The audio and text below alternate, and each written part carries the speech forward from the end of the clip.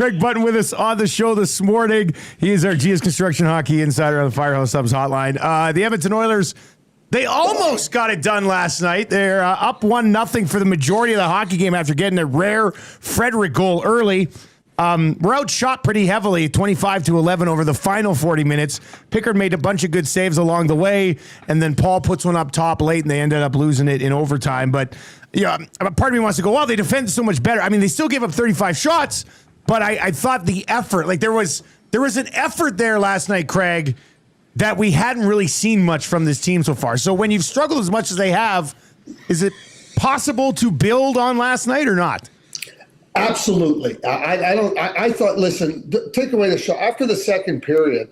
The rush chances against, the high danger chances against, turnover chances against, they were right low. Now, obviously, you're playing your sixth period in 24 hours. And, you got a team in Tampa Bay that's going to get some more opportunities. I think you can understand that. So I think that got skewed a little bit towards the third period. Listen, that was a game that the Oilers, if they play that game, they're going to win a lot of games. They're going to win a lot of games playing that way. They weren't taking chances. They weren't making poor decisions. They were really what I would call 5 players connected defensively. Obviously, Pickard played good. You needed that. But that, I said yesterday on SC, I said, we all know where the problems are. What do they got to do to be better? Make better decisions in the offensive zone. I'm talking about the defense pinching, support high. Don't chase outside the dots in the defensive zone. Open up the slot. I thought they really played well. And keep this in mind, and you guys know this, and the Edmonton Oilers fans know this. Sometimes you just got to show the players, hey, listen, this isn't about learning something new. It's about doing something you've done really well. And I think that game last night against the Tampa Bay Lightning on a back-to-back is a really good template. It's a really good opportunity for them to build on it. And sometimes you just got to show yourself what you're capable of, or remind yourself in the case of the Oilers. I thought they deserved to win last night. You guys know there's games that they've had this year where they didn't. Well, they got the W, but it wasn't one that was really earned, shall we say. Last night was a game that they earned the W. They didn't get it, but I thought they were really, really good. I mean, the save that Vasilevsky made in overtime before the Gensel score, I mean, it's like, oh, you got to be kidding me. But we've seen the Oilers pop that one too, and they play like that, they're going to win a lot of games. You're right, Craig. The Oilers 9-9-5, 23 points, a couple out of a wild card spot this morning. But I wanted to get your thoughts. Like, there's reports the Preds are open for business. Montreal, looking for some forward help. There's teams now talking. We've kind of hit that stage, right, where we're maybe whispers in the wind, shall we say. Do you feel that Stan Bowman, and as hard as it can be, and I'm not looking for any specific answers from you in terms of players or positioning. But do you get a sense that this team does need to do something to shake up the roster, at that beginning of December before Christmas, other than just waiting for a Nuge or a Kapanen to come back? Yeah, well, one of the things, Eric, that I think too is that when your team is capable of playing better, that's the first thing you need to do. You need to start functioning.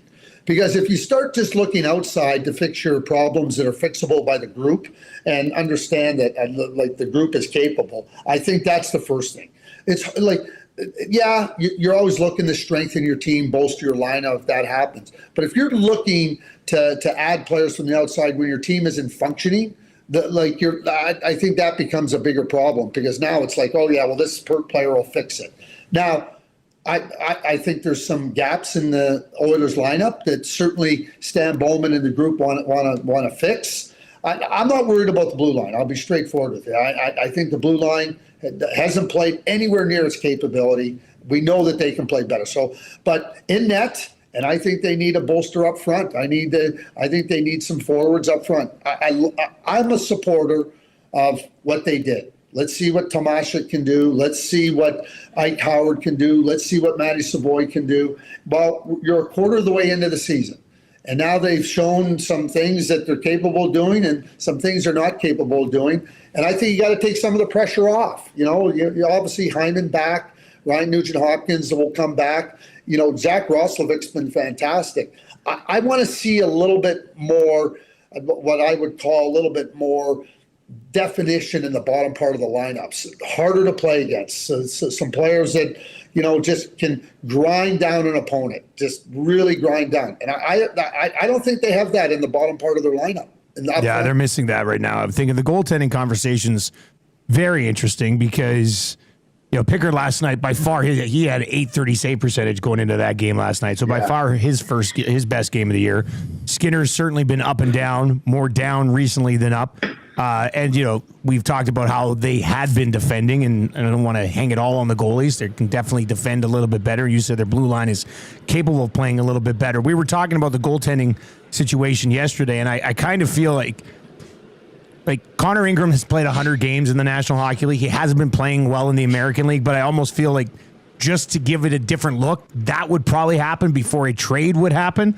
But yesterday, I was doing a show with Hustler out of Winnipeg. We're doing the Lock Shop here, and he brought up Lyon in Buffalo. And he's like, there's a guy who's different, you just because Craig, you're not going to go out and land a number one, I don't think, at this point of the season. So are they at a point now, I guess is what I want to ask, where you just look for something different?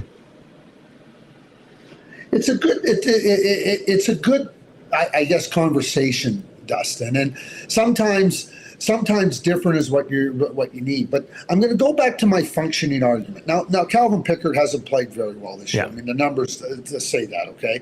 But if you're looking for different to fix your defensive problems in the net, I think the emphasis has to be, we got to play better defensively. We got that disaster the other night in Washington. I mean, I'm watching and I'm going you get yourself back into the game because they have some weapons, obviously, right? And then you just give it away. And if that's the way you're going to play, you could put Patrick Waugh in the net in his heyday and it ain't going to make a difference. You got to fix your problems. Now, that being said, if you want to change out the goaltender in terms of Calvin Pickard's been a good goaltender. So he's had a rough stretch here. Does that mean he's going to continue to have a rough stretch? I don't necessarily believe that. I think that if you can improve the goaltending, you always look to improve. You're always looking to improve in some area. If you can get a number one, if you can get a better backup, that's great. But until they start functioning better defensively, that's not the answer to me. And I think that, Connor Ingram, he's got a long path ahead of him. Make no mistake about it. We all hope that Connor Ingram can find his way back to the NHL. He's been terrible in the American Hockey League. You're going to bring him up to have a different look? No, that ain't what you do. Now, if he had .920 save percentage with lights out playing great, okay, maybe you consider it. You don't even think about bringing Connor Ingram up. All you're trying to do right now is hope and support Connor Ingram to try to find his game at the American Hockey League level. Bringing him into this right now would be foolish. Craig, before we let you go, just a quick thought on Montreal, because Eric mentioned that there's been some thoughts that they're trying to goalie issues as well. Montembeau's not had something different. Good year so far. What do you think? What do you think they did? A great start, some overtime luck earlier in the year. Caulfield was burying things when he had to, but things have fallen off a bit there recently. How patient do you think they'll be with that? It's interesting because last year, they ran into a bump, sometime around this part of the season. Montembeau's been terrible. So what do you do? You're going to trade Sam Montembeau again. He's another player that's shown that he's more than capable. I think the answer very well may be Jacob Fowler if they want to change the goaltending out. Right in Laval, Jacob Fowler's a stud prospect. He's played very well. He's not daunted by any type of challenge. I think that would be their first move. But no Kirby Dach, no Hooks out, no Caden Gooley. I mean, you start taking players out of a lineup, and you're relying on more rookies, and now you're extending players. So I think that they got to look at.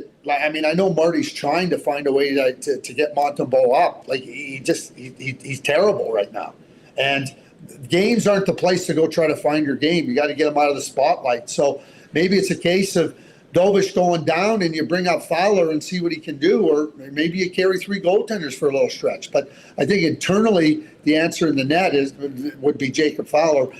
I think they needed to bolster the lineup outside of the top group. And I think that Kent Hughes is probably still looking to try to do that.